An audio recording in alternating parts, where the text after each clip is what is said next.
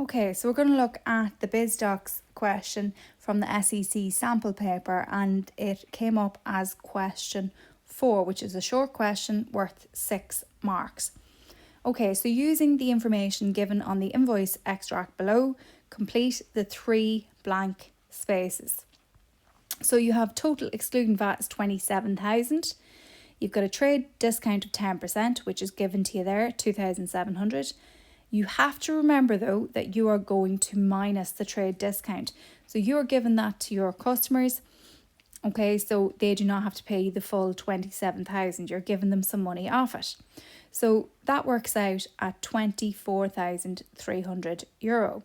Now you have to work out what the VAT on that is, and it's 23% as we are told down below. So into your calculators, you'll multiply by 23%, or you'll multiply it by 0.23 and you'll get your VAT amount, which is 5589, and then you add those two together and you get total including VAT 29,889.